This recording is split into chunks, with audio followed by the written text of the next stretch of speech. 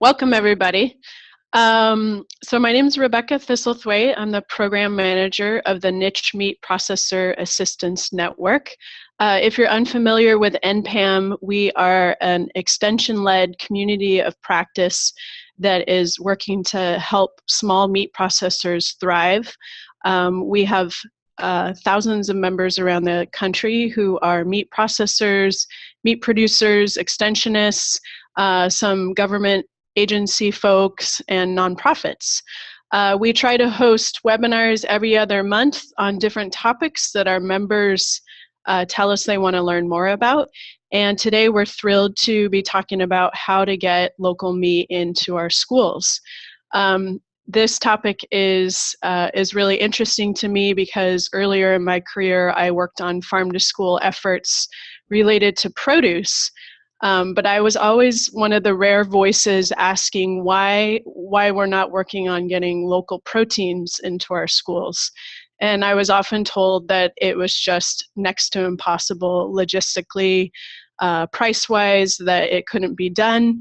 So I was thrilled to hear that there actually is an active project going on to make this happen in Montana.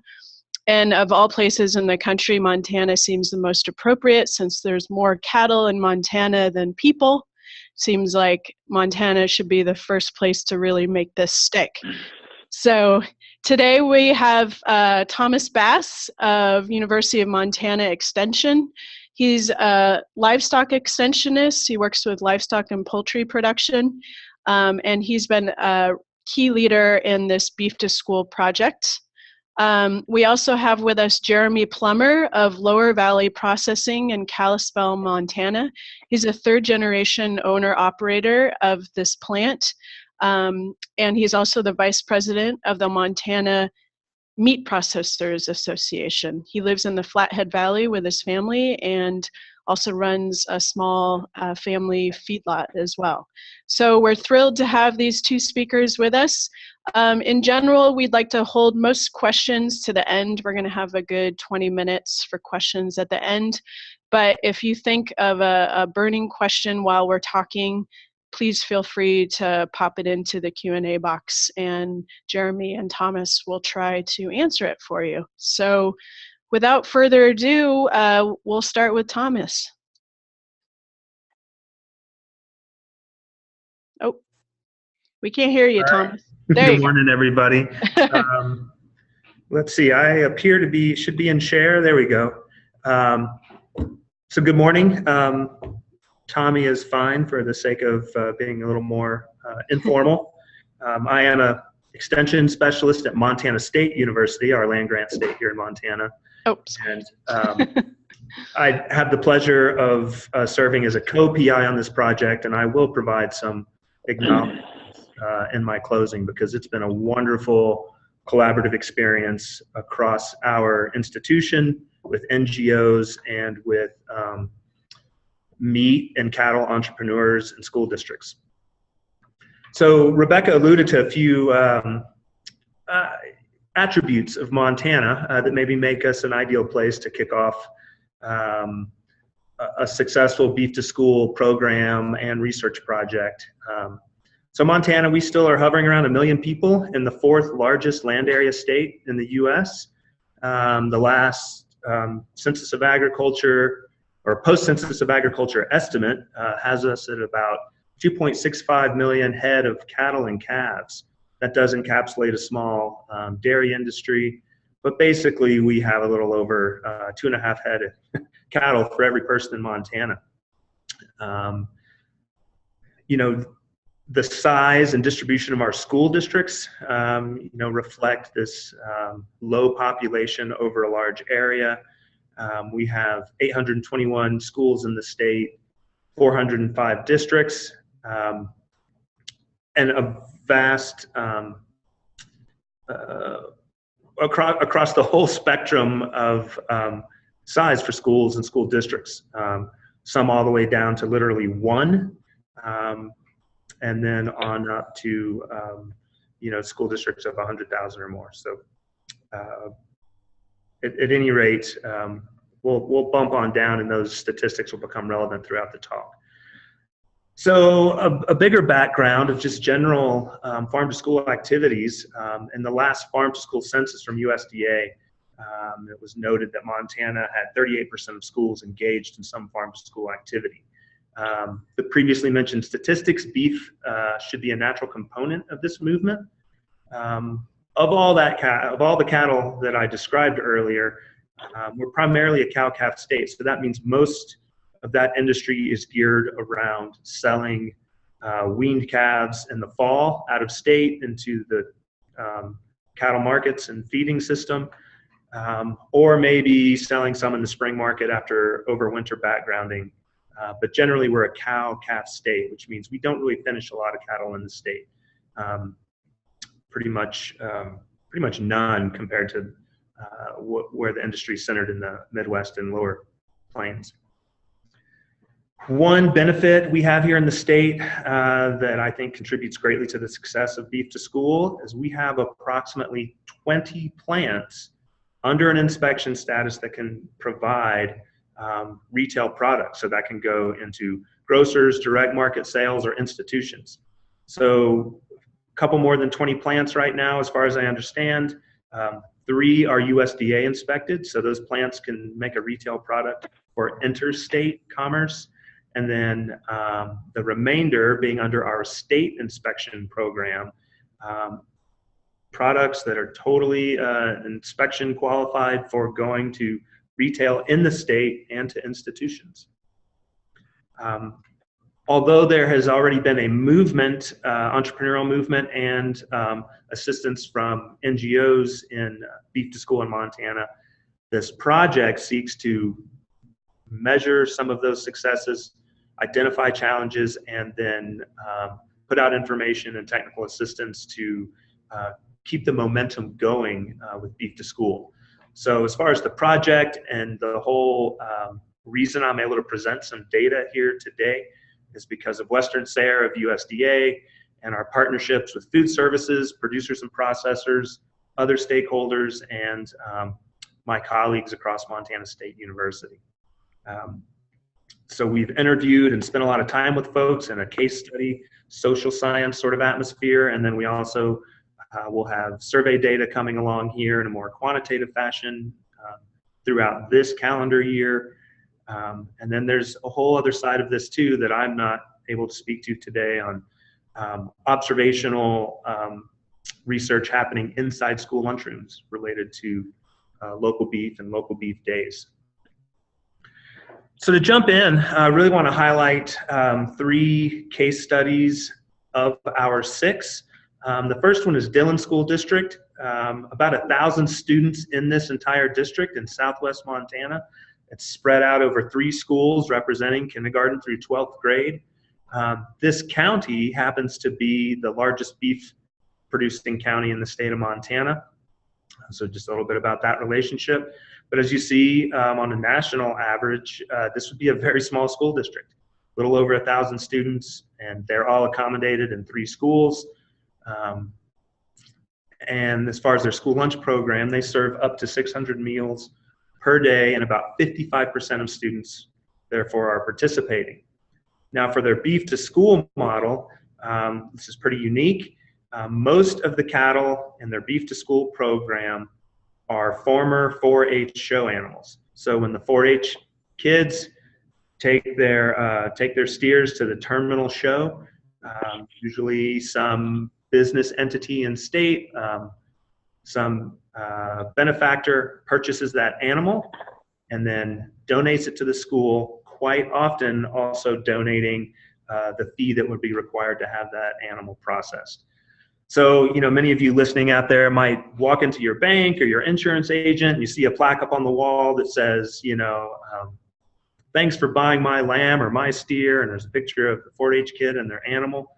Well, you might think, what is the insurance agency going to do with that steer they just bought? Well, that's what happens in Dillon, and they donate it to the school.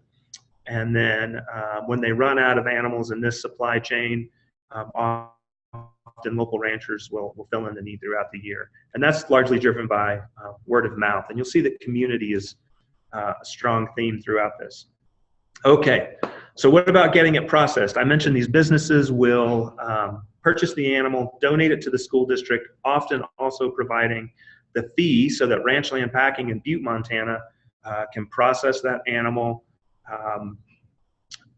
and primarily provide separated frozen patties back to the school district.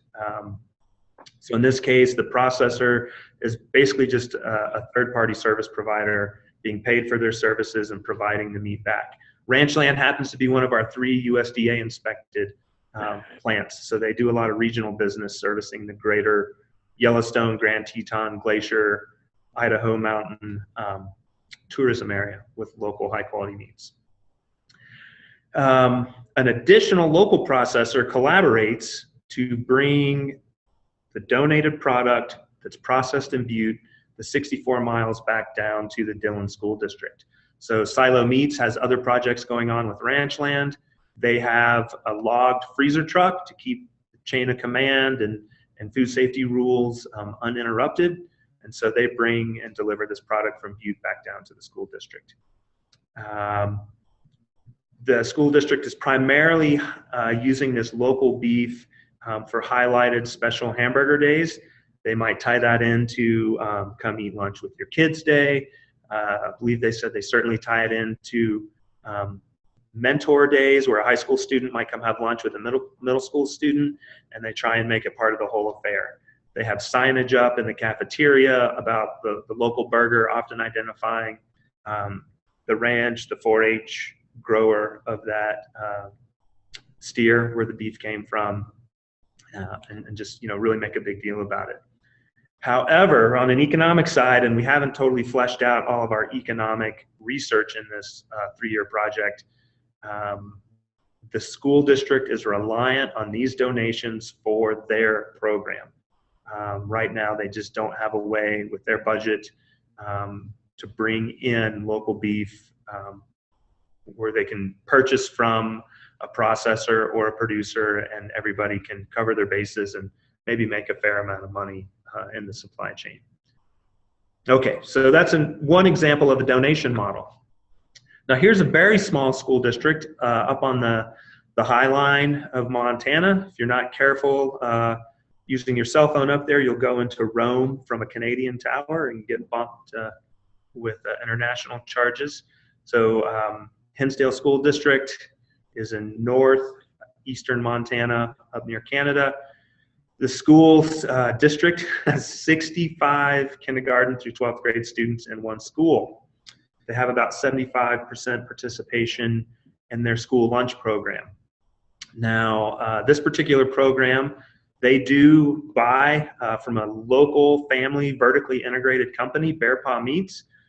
Bear Paw Meats and 3 generations of their family and extended in-laws and neighbors are all engaged in the farming, ranching, feeding, and processing required to run this company. So they're feeding out cattle up there in Chinook. It's coming from local feed sources, not imported feed sources from the Midwest. So a lot of feed barley, alfalfa, probably, I'm going out on a limb here, but probably some sugar beet residues and some things like that. So in this case, Bear Paw Meats has the direct relationship with the school district, and they have other avenues too for retailing their meats. But their higher end cuts are going to restaurants, farmers markets, direct marketing, their own retail store in Havre, and they're working with the school district primarily on ground beef, some roasts, maybe some special products like sausage from time to time. All right, so in this case, Bear Paw Meats is making the delivery in one of their refrigerated trucks, about 108 miles to Hinsdale. At the Hinsdale School District, Beef to School is part of a comprehensive farm to school program that also includes a school garden, curricular tie-ins across the curriculum, strong FFA participation. They have a school garden, a root cellar. They have all sorts of resources. The FFA teacher and advisor there is heavily engaged with the school food service to make all this happen. And as you might imagine, Hinsdale is essentially purely an agricultural economy region. A little bit of recreation for Milk River deer, hunting and upland bird hunting, but generally an agricultural economy. With that, we'll move on to another case study, the Flathead region of northwest Montana, Kalispell being an anchor city in the region, Glacier National Park being a nationally known draw there in the region, also uniquely situated between two Indian nations. The Flathead Indian Reservation representing 3 tribes and the Blackfeet to the north. But this case study involves primarily the Kalispell Schools, but Jeremy will expand on that a little bit and explain that.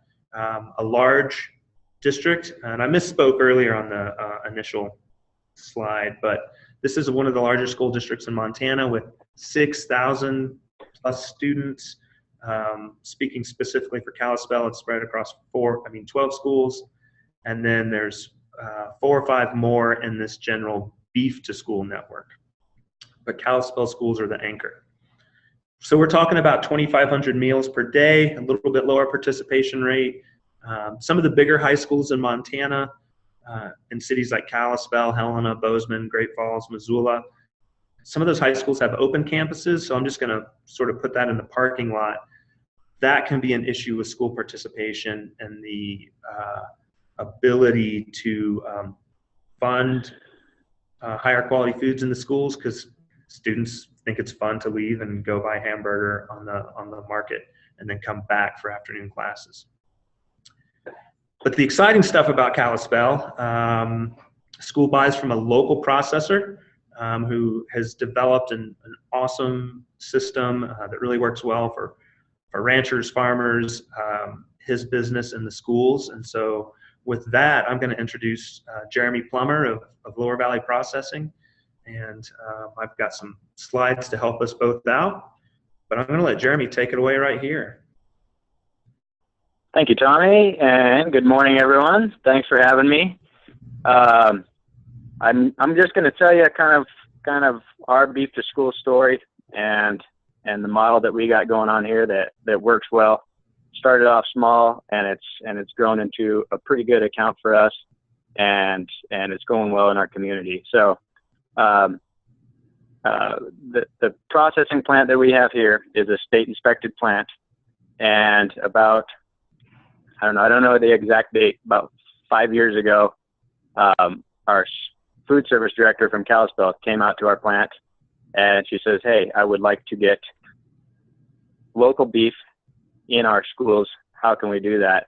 And her name was Jenny Montague, and I said, "I would really like to do that, but I don't think there's any way feasible that I can meet the price points that you need to support your meal program." And she didn't really take no for an answer. We get a lot of credit for it, but it was kind of her, initiative and not taking no for an answer that got this whole thing going. And she came out 2 or 3 times, and she's like, "Well, here's what we can do. Let's figure it back to a per plate or a per serving, amount of money that we have to deal with, and let's see what we can do." And the few times she came out, we kept getting closer and closer and closer. And the model that we finally came up with is still what we're using, and it's working really well. I buy cattle every single week from local producers that I'm sort of contracted with, and that's fat cattle that I buy and sell like halves and quarters and whole, and break down a little bit and put it in our retail case. But those producers that I work with every week, they also end up with cull animals from time to time that are cheaper. And by cull animal, I mean like a cow that has lost a calf or can't make milk, or heifers that they intend to be replacement heifers. They don't get pregnant.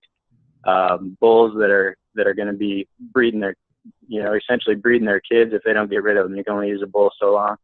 So those types of animals are cheaper, and the farms here, they need to be getting rid of those animals. Our closest sale ring from Kalispell is Missoula, which is 120 miles away. So for the small farms here, if they got 1 or 2 cull animals they got to get rid of, they have to drive them all the way to Missoula, and in turn not know the fate of them. they might make a little more money, probably not, and they got to drive them that far. So what we do is we buy those animals and slaughter them here, and then pay the producer for them. So we actually buy them from the producer, and then every week we get the orders from the schools, and they know ahead of time what they want, and we take that meat, the boneless meat, and make primarily hamburgers. The first product that Jenny was after was a 6-to-1 hamburger patty. That's 6 hamburger patties in a pound. So they're smaller. The way that we got them to come to kind of meet that price point is we had to come off on the fat a little bit, make them so that they're lean enough and meet her nutrition levels. And we added a little bit of soy, which lets us add water, and it makes a really nice product. And it's small enough and kind of fit that budget just right. And that's kind of the initial product that she wanted. And we got the price close enough that we got that going. It started off super small. We bring maybe 50, 60 pounds a month to one school when they did their Burger Friday. And now it's grown quite a bit. Lots of weeks we're sending like 600 or 700 pounds of our product to a school. The thing is, we get the orders from the school on a Monday and make them on a Tuesday morning. We actually get up early on a Tuesday morning, make that particular product, and bring it to schools that Tuesday, and they're serving at noon. So the animals that are in the school that Tuesday, they were live here the Tuesday before, had time to cool off and get processed by our cutters, and then 1 week later they're actually getting served to a kid. So I think it's grown from hamburger patties to a lot of bulk burger, and the whole thing is kind of spider web and bigger and bigger and bigger. After we got in the schools, they wanted taco meat, which is bulk burger, spaghetti meat, which is bulk. Still, the main thing is patties, but we also have specific for our Kalispell schools. We've developed a Polish dog, or a hot dog, that's also a 6-to-1 ratio. It's got the nutrition levels they're looking for, and we make that just for the schools. And Kalispell also serves a lot of breakfast too, so we've went into selling like bacon and link sausage and some breakfast foods as well. So the way that we do it now is we can kind of look ahead a little bit. The menu for a school is set ahead of time, and the days they have school is set ahead of time. So next week in Kalispell, I know that it's spring break, so we get to take a week off from the school thing. But we kind of know when school starts. One Friday a month. Most of the schools in Kalispell do a burger day, so we know that's going to be a big load. So I kind of plan ahead as far as the animals I'm buying. The producers call me. They know this whole thing's going on. They know that you're going to need a cow in 2 weeks, and they got to hang on to it that long or bring it early. We're able to kind of plan with our producers when we're going to need those co-animals. And it's also if I buy an animal, the main thing we're buying it for is the school, but any excess, we also have other directions to go with it, such as making pepper sticks and jerkies and snacks and that kind of stuff. So anything that I'm not using up for the schools then goes to some other product that I'll make, so then we can buy it again fresh the next week. Let's see here. We have, because of the beef to schools, we're kind of at this time we were expanding our business anyways, trying to come up with more wholesale accounts. When this beef to school kind of kicked off, we hired another person, and that's kind of what they take care of. I have one person that takes care of that 2 days a week. It's essentially created a job. The schools that we work with, they have regulations as well as far as temperature control, having a HACCP plan. I had to purchase a piece of equipment to kind of get this whole thing rolling. It's not that It's not that the only thing I use that piece of equipment for is the schools, but it's the main thing. So I purchased a piece of equipment, bought and upgraded a refrigeration truck, and because of the growth in mainly this account, but all of our other ones, we've actually upgraded our patty maker again to increase with the growing demand of the school and increase our truck size. So it's definitely grown us quite a bit. Since last year alone, our school accounts have grown. Every school that we work with has grown either, between 10 and 30% as far as what we are delivering to them. And the whole thing's kind of spider web in itself. It just the feel good kind of emotions of the whole deal. It kind of markets itself to everyone. Let's see. Our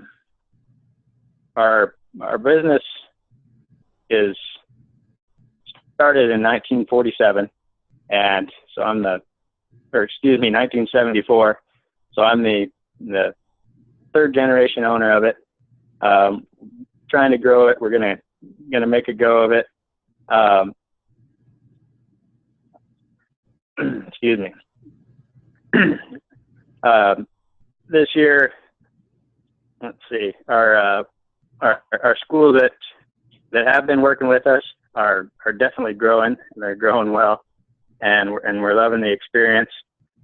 We picked up 2 new schools in the last 2 months. Whitefish has kind of got on board with the whole thing. They heard about it, said, hey, how do we do this? What can we do? We want to be on board with this experience, as well as a couple other rural schools. The whole beef to school experience is just a really feel good thing, and that's our main. I mean, that's our main feedback of the whole thing is everyone loves it. It works out really well for the ranchers. They do not have to drive their cattle all the way to Missoula on a small scale. They don't have to drive there for 1 or 2 head. I'm able to take them.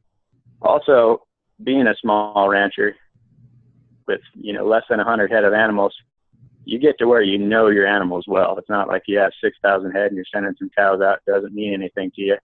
The cattle that we work with, most of them have been around for a while. They got names. It's better for the farmer to know that they come here. You can see our facility's clean. They're handled well. They're gentle. It's state inspected. So it's better for the animal, better for the producer, good for me. I mean, we're butchering quite a bit more that are going actually to the schools. I think in beef alone last year, we were above 20,000 pounds of just the ground product that went to the schools, as well as some quite a bit of hot dogs and link sausage, that sort of thing. So we definitely get the benefit. It's increased our business, and because of the equipment and the trucks we've had to purchase for the schools has given us other avenues. What used to be way less than 1% of our total sales, the schools are now above 2% of our total sales, which is pretty big. I mean, it's in a business like ours, we got to be diverse, and it's really working well. And then the schools are happy as heck as well. We get there, we bring fresh beef to them every single week. It's still bright and red and nice and shiny when it gets there. The kids are loving it. Like Tommy said, they do bring your parents to school day or have a beef to school expo day. When our truck shows up at schools, a lot of the kids will actually come out into the parking lot and help us unload them, or they're glad it's Burger Friday. They're going to hold the door open, help us pack boxes in. Everybody's smiling. One thing we do with a few of the schools that is one of my main passions is we'll do field trips to like the 2nd and 3rd grade kids. They get the whole beef to school experience. They're already talking about math in school, and they're talking about food safety and that kind of thing. And they're learning where their food comes from. So they'll take a trip to one of my producers. I'll prearrange it. They'll go out, get on a hay ride, especially this time of year, go around the field, see the live cattle, see see the baby calves, the moms, and how they're taken care of and what they eat, and then bring them out here, and I'll show them the locker beef and all the equipment run and how we make hamburger patties, and we'll talk about all the math and all the food safety that goes on, have them wear gloves and take temperatures, and I really, really, really get feedback from that. Their parents are calling later, so the whole feel-good thing of the community and all the benefits is endless, and it's really grown itself. We work well with everyone, but I can't take all the credit for it because it kind of started from Jenny and has gone from there quite a bit. So I think that's sort of the end of my beef to school story there, Tommy. Well, thank you so much, Jeremy, and you really did hit on everything that I was hoping you would. And to tell everybody else, it's just been a pleasure to work with Jeremy and his family to observe what they built as small business people and entrepreneurs in agriculture and food, with the enthusiasm of Jenny Montague at Kalispell Schools. There's one last brief case study that I'll mention, just because it's new and I'm not quite fully versed in the details, but we have another regional beef brand here, Yellowstone Grassfed beef. They slaughter at one of our USDA facilities, so they have the ability to market their products across state lines. But you will find them in high-end grocers and restaurants and such across the greater Yellowstone area, and the tourism and whatnot associated with our part of Montana. But they have a strong community engagement component to their business mission, in addition to their grazing practices and conservation practices.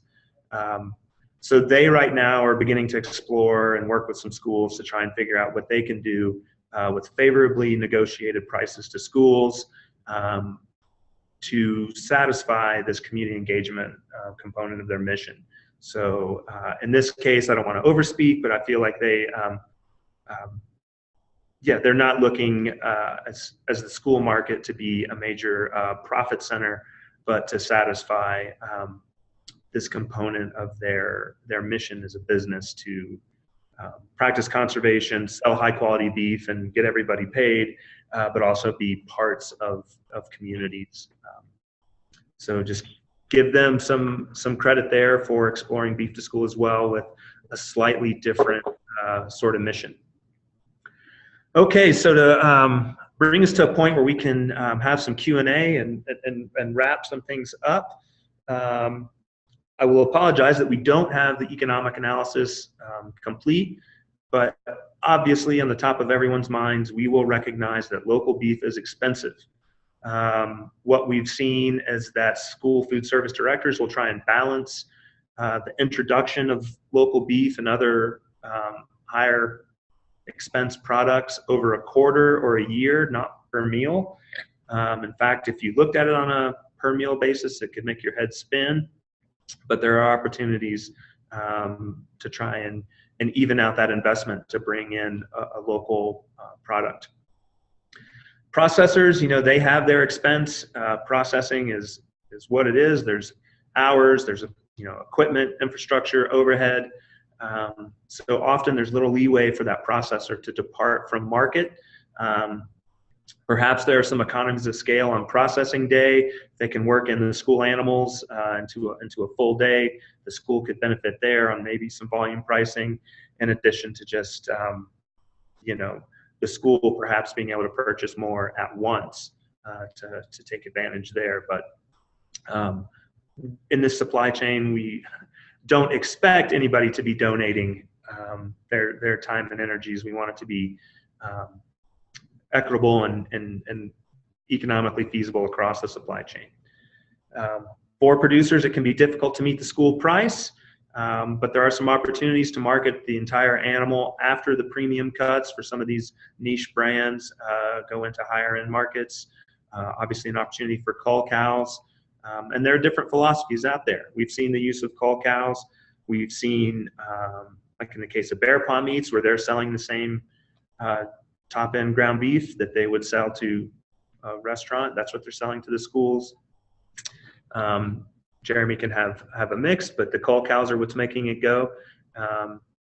And it's all great. We see a lot of overlap too. The cull cows are inherently almost always going to be grass-fed, which is important to certain consumers. So a lot of overlap here in how things are working.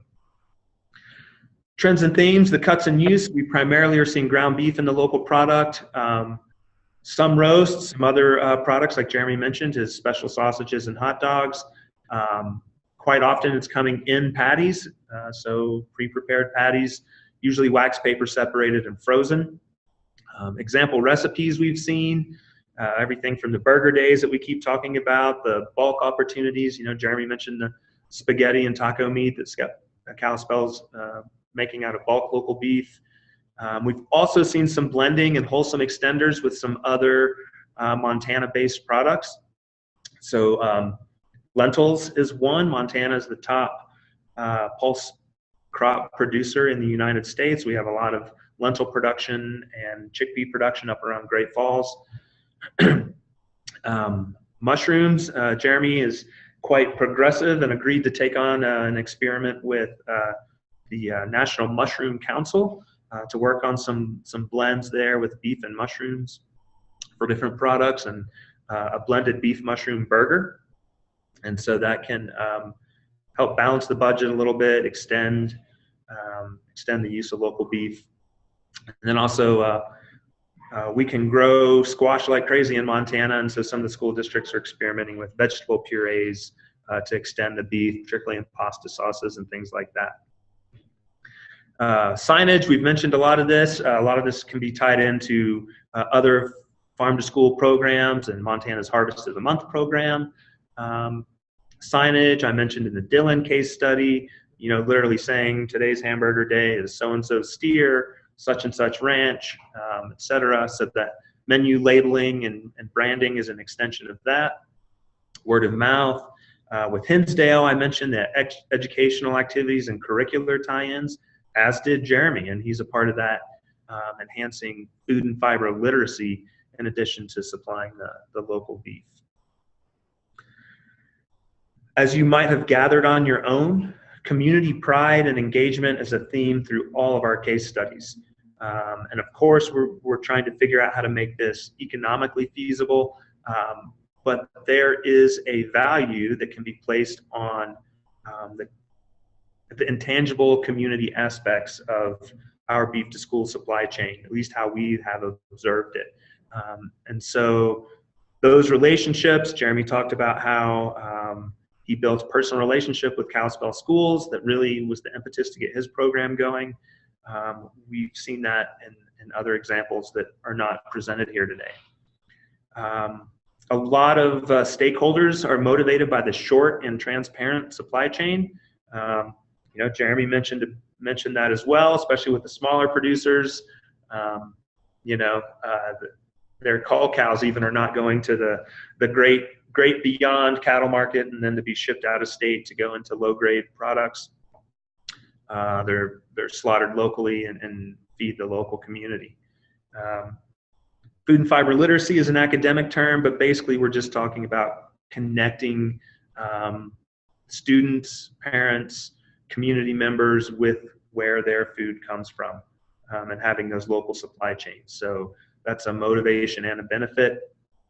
And then from all of the stakeholders in this program, we see a lot of perceived benefits. And I say perceived because we have not individually measured these benefits, but issues like quality, nutrition, the environment and conservation, and animal welfare are all important issues across the stakeholders in this program. So they see this local beef procurement as fulfilling those benefits. Local networks, some of this is redundant, but just to try and explain it in a different way, you know, we see these networks happening pretty organically, producers, processors, and schools. Me and my colleagues being able to share the results of this project, you know, will hopefully help other interested parties build those networks. So we're trying to learn from the ones that happened organically, like Jeremy's, and then be able to share that information and generalize it in some way to push it out to help other people hopefully succeed. We've seen a lot of benefactors become involved with the different donation models, whether it be Yellowstone Grassfed, trying to figure out what they can do, putting community engagement perhaps above profit when they work with schools, to the 4-H animal purchase and donation model, people donating time, silo processing in Dillon, helping bring the meat down in the logged freezer truck, things like that. A lot of parent and student interest and support. We have strong farm to school support in Montana. And then, you know, the local economic productivity and growth.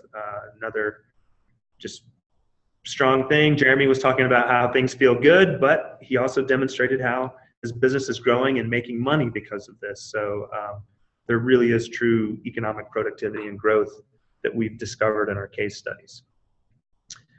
Some challenges and opportunities. Interviewed producers from our research project and processors say they can ramp up and serve more school production.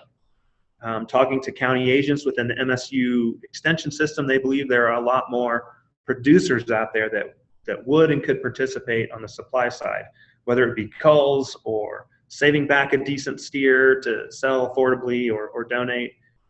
So we think in Montana and with our social networks that can become business networks, there's more opportunity for supply, and we have that rich resource of more than 20 processing plants in the state.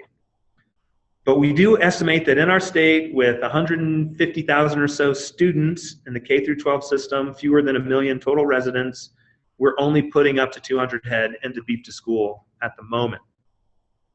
Now, some projections that our economist Joel Schumacher worked on. If beef was 1/3 of the protein in school lunches based on total statewide participation, we could satisfy all of that with 900 to 1,000 head. So that is less than 5% of the total head slaughtered in the state. Now remember, we're a cow-calf state, so we're not slaughtering very many cattle in the state of Montana. All those 20+ plants are small and very small.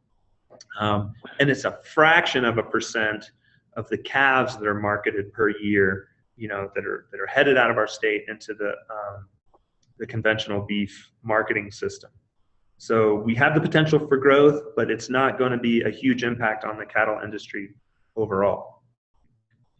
On the school side, some schools struggle with storage capacity that inhibits their ability to purchase in bulk, even from local suppliers. Some schools don't have appropriate kitchen equipment. Things might be funneled through a central kitchen, which is more robust and complete, and smaller satellite schools in the district might just have warm-up kitchens. Some schools have even said we could use more local beef, but we don't even have simple supplies such as decent knives and cutting boards for some basic further processing right before cooking. Food service staff skills feed into that as well. Convenience issues are also a challenge. A lot of the schools are using patties. Jeremy's upgraded his patty maker twice. We do not have an individual quick freeze line in the entire state, none of the processors, but that's a huge convenience issue for the schools. A patty helps speed things up in the kitchen and reduces their cost on labor and prep. The local beef is in competition with heat and serve dishes that might come from a food service supplier. You know, once again, that's a convenience issue to overcome. And then labor-intensive dishes such as meatballs or something like that, you know, it's difficult to compete with food service pre-prepared meatballs, just because the time and effort involved in something like that. So bulk dishes and pre-made patties seem to be where it's at right now for overcoming convenience. Cost, again, let's reiterate it. Some schools are negotiating for premium ground beef. There's the donation model. You can find savings in cull cattle. And then there are those extender strategies that I mentioned, the mushrooms, the lentils, vegetable and squash puree. I'm speeding up here, as you notice, because I want to leave time for questions. Existing contracts, what's going on here? In Montana, we did not encounter a situation where an existing school food service contract prevented the procurement of these local products. And to step outside of the K through 12 example, the university system, and Montana State University here actually has a clause in our major food service supplier contract for campus that says we can supersede that contract when local products are available. So we have a Montana-made clause in or exemption in our campus food service contract. And we're trying to feed thousands of students per day at MSU. Now, because it's a Montana-made clause, it is at odds with, say, being able to buy nearer product from, say, Idaho, where we are in Montana State University in Bozeman.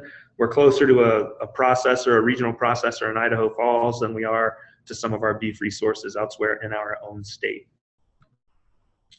Summary recommendations: start small. I talked about the special beef days, highlighting what that day of the week may be. When people start out, often it's a day of the month, and they've moved up to being able to have a couple days per week of local beef.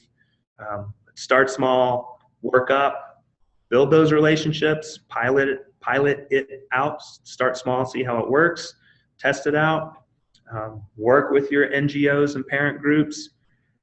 And I know this might be controversial, but schools are on tight budgets, and it's important to recognize that you can balance introducing local foods budget-wise by money savings that may be available to you through USDA foods. So that's what we think about as the commodity program, and your regular food service supplier, meats and proteins.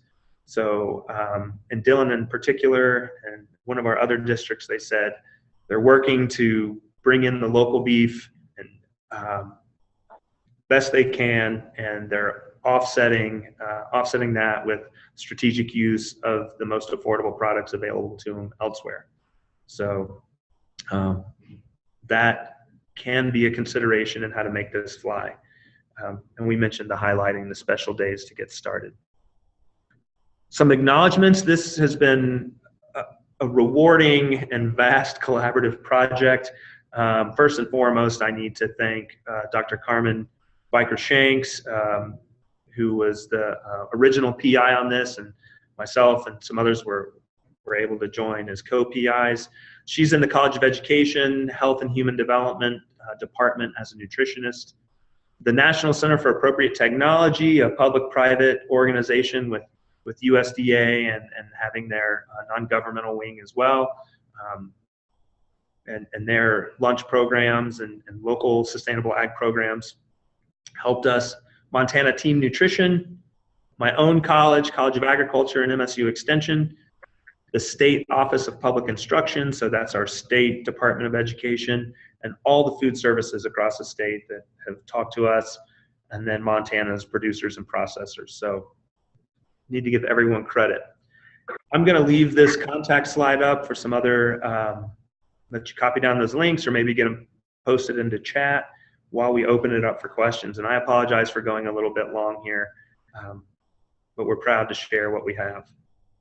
I'll turn it over to facilitated discussion, please.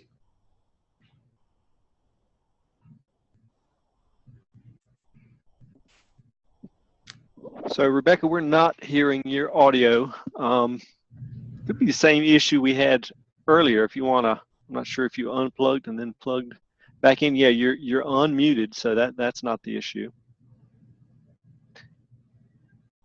While you work on that, why don't I facilitate the discussion a bit? I'll sort of read off some of these questions. So Tom and Rebecca, I think you want to try and speak again? Can you hear me? Yep. Well, yeah, we can hear you now. I can hear you. All right. So the first question for Jeremy, is Lower Valley Processing the only processor in your region? And how would school districts that have multiple processors in their region handle contracts? We are not the only processor in our region. There is there's currently 4 state inspected plants, within our feasible driving distance from all these schools. One of those plants is kind of specializes just in cooked products such as jerkies, and so they're out. Another one's just getting going. He doesn't have the equipment or anything like that, and the other plant, I'm not sure. I guess it's never came up as far as what they do or how they handle that. They buy from a lot of the same producers I do. It's just that the kind of the work in our industry and in our neck of the woods is there's so much work. We kind of divide it out amongst ourselves, and this is kind of something that we do. And the beef to school is never an avenue that we would have thought to pursue, even as trying to grow our wholesale accounts. It's never anything we looked at. It just happened to us. But now, I mean, looking back, it's something that I would definitely encourage a processor to look into, especially processors that are trying to expand or find another part of that diversity. But as far as the plants working together, in Montana, we all work together really well and know each other, and there seems to be room for everyone. But like you said, it's kind of the building relationship thing. I know the producers, all the food service directors that I work with, they've personally been out here, checked out the plants, and all their ordering is done by text message. So every Monday they go look in their freezer, look at their menu, and there's a dozen schools or so that don't all order every week, but a lot of them do, and they just shoot us over a text message. And it's never no questions asked. We're there on the same time every week. Put it where it's supposed to go. Say hi. Sometimes get a cookie from them. But as far as spreading the work out, finding a plant that can accommodate what you need, because you're going to have to mold a little bit probably. So probably not as thorough as answer as you needed, but. Well, I think Jeremy's right, and from the case studies, it seems that there is, based on community, there's just an inherent interest in collaborating. And we mentioned the partnership with silo meats and ranch land processing between Butte and Dillon, collaborating on the delivery to make sure that the schools can get local meat, where food safety protocols are maintained throughout the process. And then we have the Montana Meat Processors Association, where there's perhaps a venue to discuss and maintain relationships between the actors in this supply chain. And as Jeremy said, there seems to be enough work to go around, so it's not too cutthroat. Great. Christy asked, is the state inspection required to meet federal standards? I can answer that. Meat would have to be state or federally inspected to be purchased by schools anywhere in this country. So that's true in Montana. That's true for every state. And our inspection program is not less rigorous than the federal. Yeah. Most state inspection programs are equivalent to USDA. Unfortunately, we don't have state inspection in Oregon, but next question, William, great job, Montana. My question is, was the Montana Beef Council involved? I'm with the Oregon Beef Council and have been talking to farm to school folks in our state, but just getting started. Maybe you guys could expand on that. Sure. Like Jeremy, Montana Beef Council is on our extended board of advisors for this project, and I believe they're also engaged with the pre-existing Montana Beef to School Coalition. So I'm speaking more on behalf of this academic project, but there is the Montana Beef to School Coalition. Jeremy is an advisor, research subject, and participant in all of this, so he has multiple hats. But we do have Beef Council on that advisory, and they join us for our meetings guiding this project. I would assume they're engaged in this other group, but I can't guarantee. Okay. Christy asks, it seems that if Montana had more finishing and processing capabilities for the beef raised there, local beef could be sold within the state at prices closer to the general market. Is there any effort on the part of MSU and Extension Service to make that happen? I guess to help facilitate more finishing within the state. Not explicitly. I would say that we have some disadvantages with new varieties and whatnot. We can grow more, say, corn silage along the Yellowstone corridor, but we don't really grow feed corn. We can't grow soybeans. We have feed barley. We have some other crop residues that can be used, like beet industry residues, beet pulp and such as a cattle feed. Mm-hmm. We can grow a lot of high quality alfalfa on the forage side of things. But really we're at an economic disadvantage to traditionally finished cattle.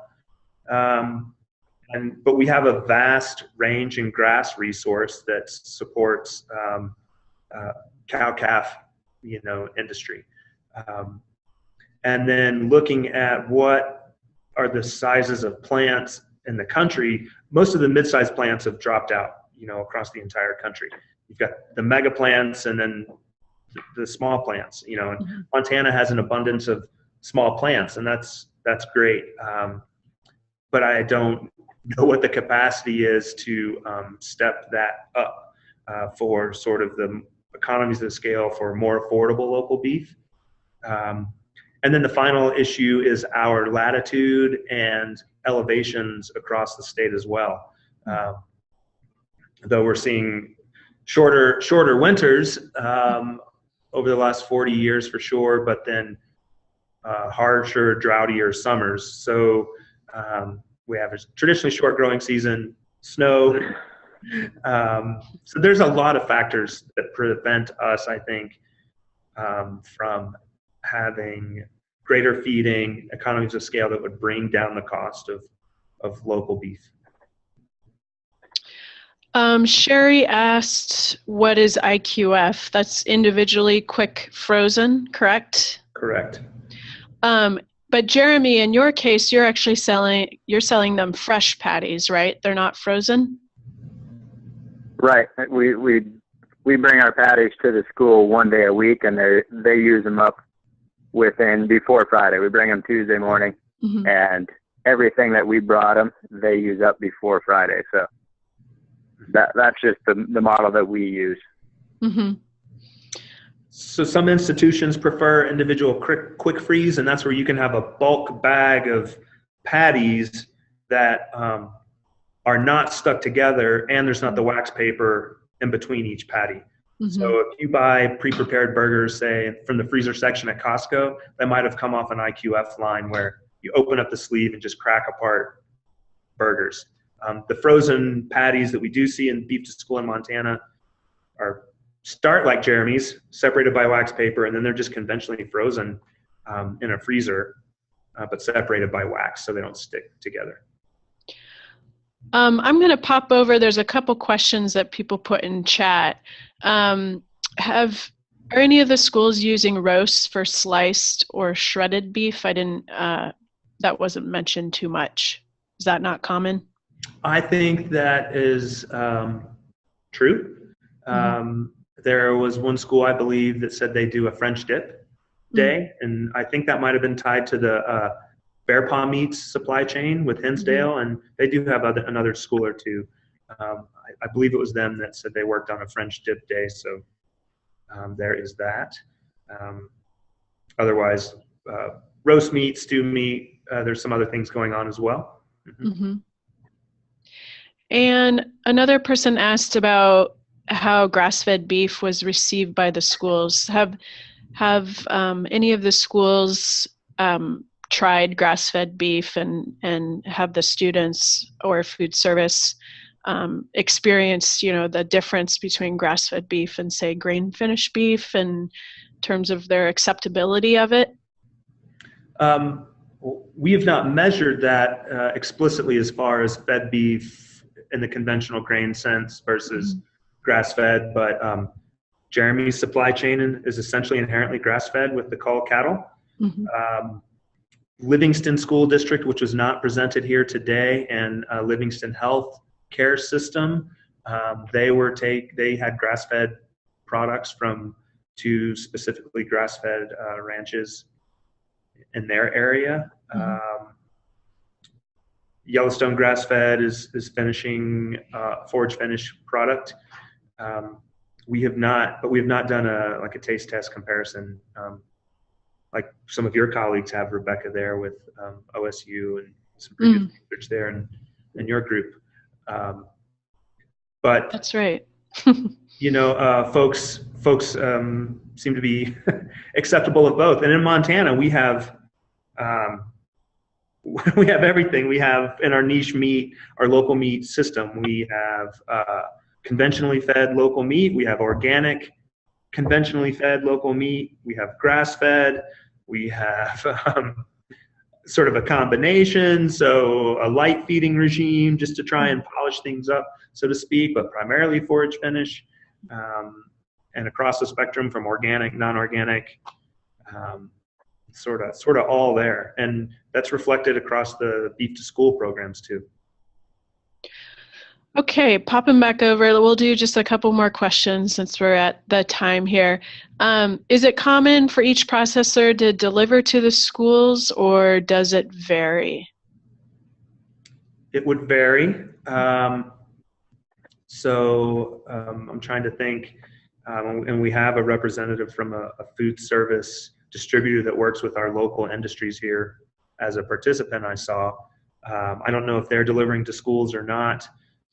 But there are some third parties that are delivering. One model I didn't mention, some of our local ranch branded beef products, when we use Yellowstone Grass-Fed, they ship their cattle from one of their ranches to slaughter, and then that product comes from the slaughter plant about 120 miles away back to Bozeman, where it's inventoried and redistributed from Bozeman in Yellowstone Grass-Fed branded trucks. We have other ranch branded products in the state where the ranch takes the processed product back from the processor, stores it, and distributes it themselves in their own trucks. And then we have the examples where Jeremy's delivering as the processor, and Silo Meats, a smaller processor, is helping deliver for Ranchland Beef, a larger processor, or Ranchland Processing. So we see all models that fit the scenario and the resources available. Okay, well, maybe just one more question. Are you actively seeking additional markets that could have similar bulk sales, like hospitals, prison complexes, etc.? Jeremy, would you like to speak to that for your business first? I definitely would. We are, as a business, you're always looking to grow a little bit.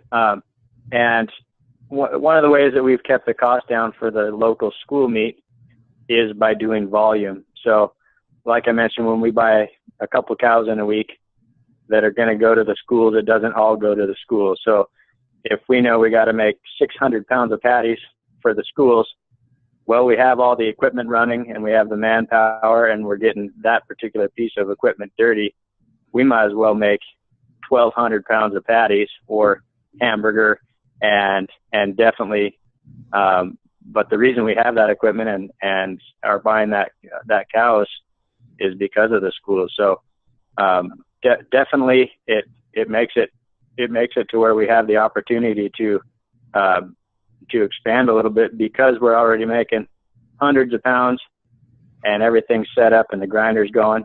It's not that big a deal to make a few hundred extra pounds. So definitely the local meat it's going away. They don't ever really sit on it. So it's working well. And I mentioned Livingston, Park County. It's a town neighboring Bozeman here, and also adjacent to Yellowstone National Park. They have ground beef product going into their health system as well as their school district. And the premium cuts from the two ranch branded beef lines that Livingston institutions use, the higher end cuts are going into that tourist market, fine restaurants, around this area. So we have a free market subsidy with a lot of our local beef companies because we have the opportunity through tourism and such to sell the higher end local cuts, or the businesses do to cover their costs and make a profit, and have more flexibility on working with ground beef with institutions. Yeah, that's a good point. Well, since a lot of beef producers struggle to move all their ground beef and, find it easier to move the premium cuts, it sounds like the schools can potentially be a good option for moving a lot of ground beef. Just wanted to point out one clarification. Janice Hochstetler of Iowa Meat Inspection Bureau mentioned that state inspection programs must be equal to federal inspection programs, and the only difference is they can't cross state lines. So thank you for reminding us of that. I wanted to let everyone know that this webinar is going to be available on the NPAM YouTube channel. So if a colleague of yours would like to see it, or if you'd like to revisit it, you can go to our YouTube channel. If you have any further questions for Tommy, his email is right there. And I think that's about it. We really appreciate your time, Thomas and Jeremy and Mark. It's been a really interesting webinar. Thanks so much. And I just want to thank again all of the Montana-based collaborators on this project. I'm proud to be a part of it. And I can't name everybody, but I want to make sure that our audience understands what a academic and agricultural community effort this has been. All right. Well, thank you, everybody, and have a great day. Thanks, everyone. Thanks, everyone. Thank you. Bye-bye.